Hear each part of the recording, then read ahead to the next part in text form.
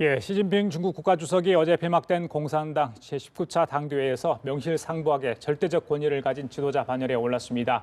시 주석은 역사상 마오쩌둥에 이어 두 번째로 자신의 이름이 명기된 통치 사상을 당장에 올려 새 시대의 개막을 알렸습니다. 이 시간 문용석 전 주중 한국대사관 국방무관 모시고 시진핑 2기 체제 전망해 보도록 하겠습니다. 안녕하십니까? 어서 오십시오. 안녕하십니까? 당대회도 끝났습니다. 오늘 이제 상무위원 5명, 새로 교체된 5명의 명단도 발표가 됐는데요. 제가 듣기로는 이제 장군께서는 오랫동안 중국 대사관에 근무하시면서 시진핑 주석을 직접 볼 수 있는 기회가 여러 번 있었다고 들었습니다. 화면에 보기에 이제 카리스마야 대단하다 이런 느낌을 받는데 실제 보시는 시진핑에 대한 느낌은 어떠했나요? 네, 제가 인민대회당하고 중남에서 시진핑 주석을 몇 차례 만나뵌 적이 있습니다. 예. 그때는 그 한중 간의 국방장관 회담 시에 국방무관으로서 배석한 바도 여러 차례 있고, 그리고 우리 대사가 신임장을 제정 시에 그 시진핑 주석께 인사를 드리고, 제가 임기를 마무리할 때도 시 주석께 인사를 드린 바가 있습니다. 우선 시진핑 주석의 첫 인상은 굉장히 온화하고 중후한 카리스마, 리더십이 있다고 느꼈습니다. 아주 편안하면서도 또 장중을 압도하는 그러한 중후한 그러한 리더십을 느꼈는데, 우선 시진핑 주석에 대해서 우리가 배경으로 얘기하고 싶은 것은, 시진핑 주석은 청년기에 중국 공산당의 중앙군사위원회 판공청에서 수년간 근무했습니다. 판공청이라 하는 것은 그 중앙군사위원회 비서실이나 정책적인 조언을 하는 기관 정도로 보면 되는데, 그리고 동시에 나중에 복건성에서 근무할 시절에 거기서 그 성군구 예하의 고사포 사단에서 정치위원으로 근무하고 고사포를 직접 조정도 하고 하는 그러한 모습들이 많았는데, 상당히 군사적인 그런 식견을 가지고 있었고요. 또 참고로 그 부인인 펑리엔 여사는 총정치부 산하의 예술단에서 현역 소장으로서 오랫동안 근무를 했죠. 그런 모든 것들이 앞서 후진타오나 장저민이 없는 군사적 리더십을 가진 인물이라고 생각했습니다. 알겠습니다. 자, 이번에 이제 당대회가 끝났는데 많은 언론에서 또 특히 중국 언론도 마찬가지인데 이 덩샤오핑을 넘어섰다. 등소평, 마오쩌둥 시대를 극복하고 이제 그 반열에 올랐다. 두 사람이 워낙 중국을 상징하는 두 인물 아니겠습니까? 그거와 동등한 위치에 올랐다. 이런 평가가 나오는 이유는 어디 있습니까? 마오쩌둥 반열에 올랐다. 그리고 덩샤오핑을 넘어섰다라는 표현은 굉장히 재미난 건데, 저는 이렇게 봅니다. 이번에 공산당장의 시진핑의 사상이 그 당장에 포함이 되었는데, 이것은 과거 지난번에도 한번 언급된 바와 같이 중국 특색의 사회주의를 건설한다. 이것은 덩샤오핑이 주장하던 것이었고, 중화인민공화국을 건국한 것은 마오쩌둥의 공로라고 할 수 있습니다. 물론 마오쩌둥의 과오도 많았죠. 그렇지만 그 이후에 덩샤오핑이 마오쩌둥을 이어서 개혁 개방의 총설계사가 된 것입니다. 이것은 덩샤오핑과 마오쩌둥을 거의 비슷한, 마오를 이어서 마오의 못다한 위협을 덩샤오핑이 한 것이다. 그렇게 생각해서 중국 특색의 사회주의와 지금 현재 중국이 부흥하는 그러한 것을 이어서 지금 이러한 신시기에 시진핑이 그 당사상이 당장에 반영된 것이다. 그래서 저는 덩샤오핑을 뛰어넘는다는 것은 앞으로도 중국에서는 나오지 않을 겁니다. 오히려 마오쩌둥과 덩샤오핑을 이어가는 100년 대계의 설계사가 시진핑이 아닐까라고 정의하고 싶습니다. 그렇습니까? 30년도와 생각했는데 100년까지 내다보는 그런 중국의 100년 대계는 대단히 유명한 겁니다. 그렇군요. 자, 이제 궁금한 게 지난 2012년에 이제 사실은 13년에 이제 그 주석직에 올랐지 않습니까? 그렇죠? 불과 5년이죠, 임기가. 1기 임기가 5년이니까 또 다시 5년을 시작하게 됐는데, 짧다면 짧은 기간인데 이처럼 권력 기반을 공고히 할 수 있던 그런 이유는 어디 있을까? 물론 굉장히 그 안에 중국 내부 상층부에는 권력 다툼이 이렇게 많이 있다고 저희들이 익히 알고 있지 않습니까? 반대 세력도 굉장히 많이 있을 것 같아요. 그 세력들을 잠재우고 이렇게까지 올랐을 수 있었던 배경은 어디 있다고 보세요? 우선 현재 21세기의 중국에게 요구되는 것이 과거의 그 어려운 시기를 거쳐서 이제 신형 대국 관계로서 중국과 미국이 같이 떠오르고 G2로서 또 중국의 부흥을 얘기하는 이러한 시대적 요구. 예. 그 속에서 시진핑의 리더십이 그 각별히 발휘된 것이라고 볼 수 있는데 예. 방금 말씀하신 그런 반대 세력이나 이런 것을 보기에 앞서서 우선 중국 공산당의 정치적인 구조를 이해해야 된다고 봅니다.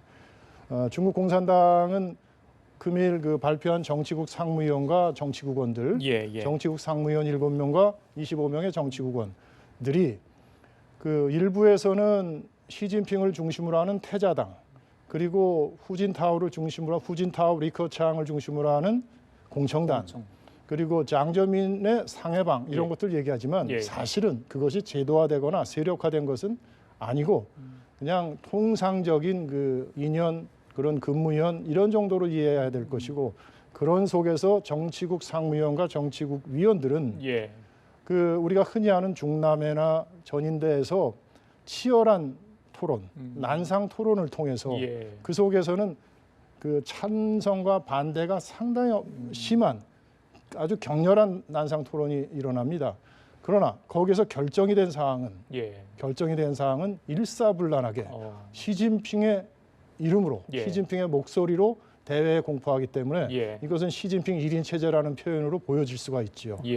이게 그 정치국의 회의는 매 주에 있고 주 단위, 월 단위로 있는데 그 이전에 매년 그 하북성에 있는 베이따이허 북대하 회의죠.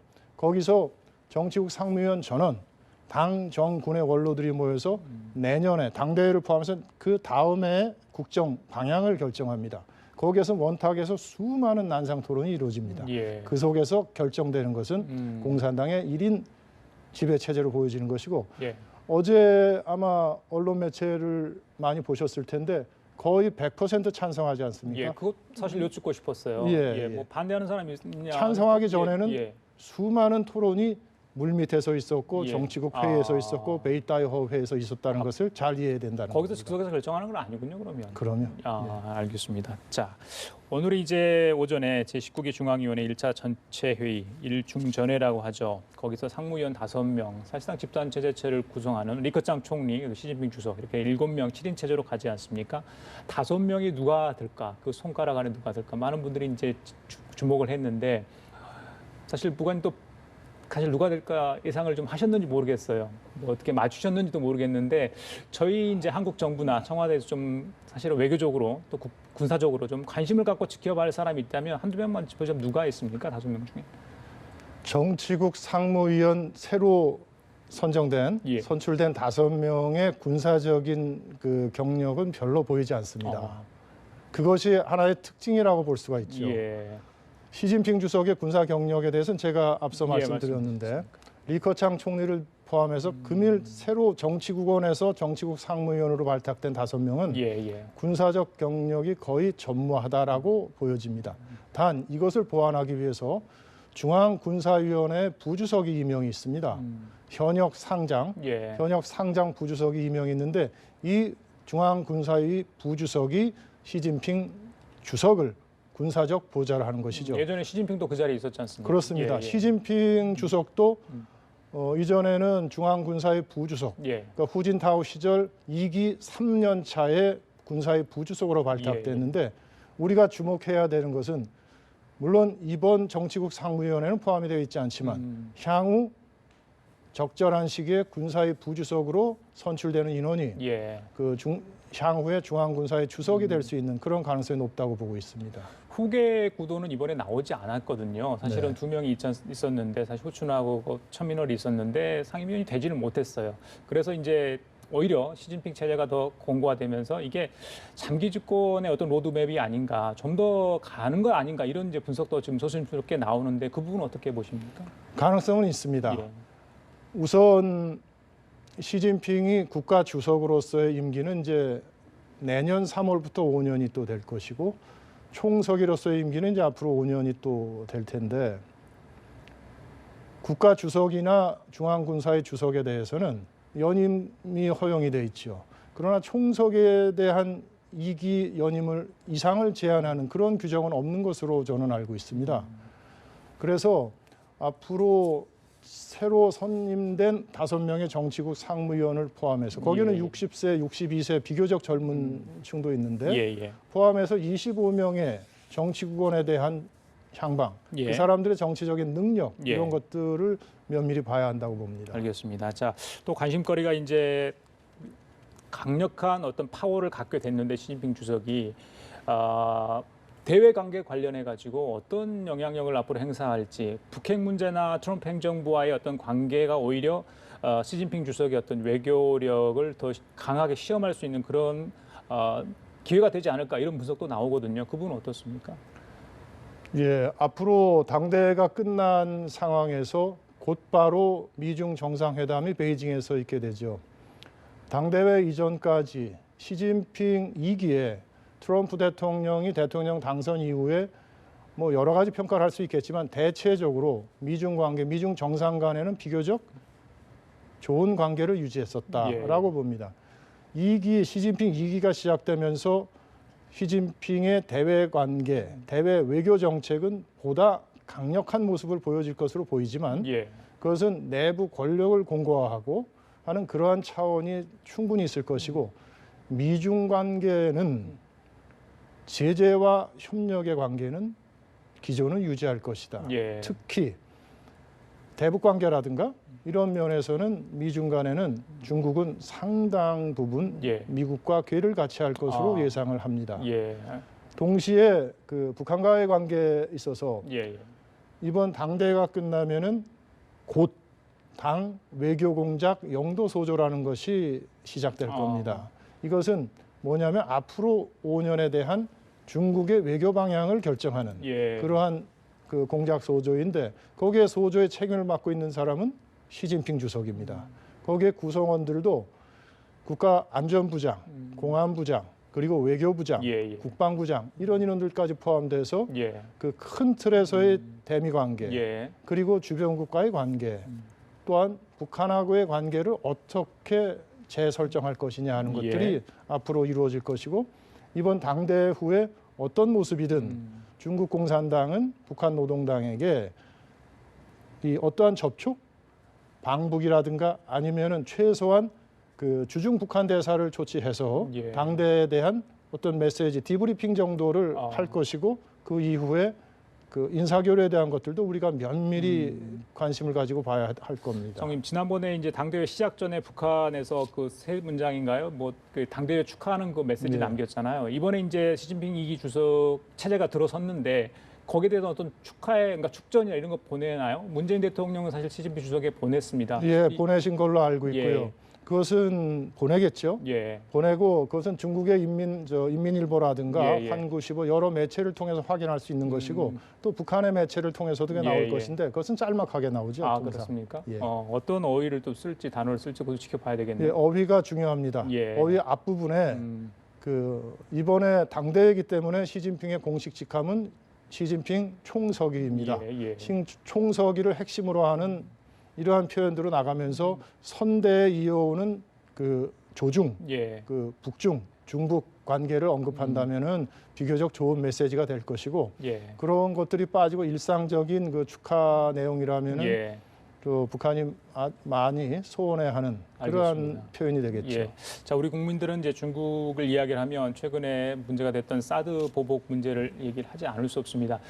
마침 어제 이제 그 한중 국방장관 회담이 잠깐 30분 동안 잠깐 네. 있었습니다. 사드 문제가 논의됐을 거라고 이제 뭐 많은 언론들에서 관측을 하고 있는데 지난번에 한중 간 통화 수업가 연장이 되지 않았습니까? 예. 그래서 이제 이번에 이제 시진핑 2기 체제도 들어서면서 한중 관계가 조금은 더 우호적으로 좀 발전적으로 개선되지 않을까 이런 기대감도 나오거든요. 앞으로 어떻게 전망을 하십니까?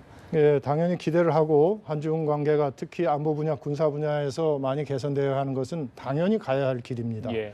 그 어제 필리핀에서 ADMM 플러스 그 아세안 플러스의 확대 장관 국방장관 회담입니다. 이것은 재작년에도 그 우리 그 당시 국방장관 한민구 장관하고 창완치엔 현 국방부 장관의 예. 회동이 있었는데 이번에 아마 여러 국가가 그 참석한 가운데서 비교적 짧은 시간 한중 간 국방장관이 만나신 것 자체는 예, 예. 대단히 좋은 메시지라고 보여집니다.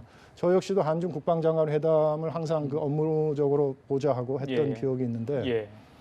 이번 짧은 회동이지만 국방장관 회담은 거의 2년 동안 없었고 예. 이 국방장관 회동을 통해서 예. 앞으로 우리 외교 그리고 국방 분야는 예. 그 정책 대화, 외교 국방의 2+ 대화라든가 국방부 차원의 정책 실무 회담 그리고 과거에 있었던 차관급 국방장관과 중국의 부총참모장의 전략 대화 이러한 것들이 다시 재개가 되어야 하고 근데 여기서 잠시 부언을 하자면은 사드 제재 국면이라고 해서 한중 군사 관계가 전면 차단됐던 것은 아니고 실질적인 차원에서의 일부 교류 예를 들어서 중국군의 유해송환 문제라든가 그런 것들은 적절히 잘 예.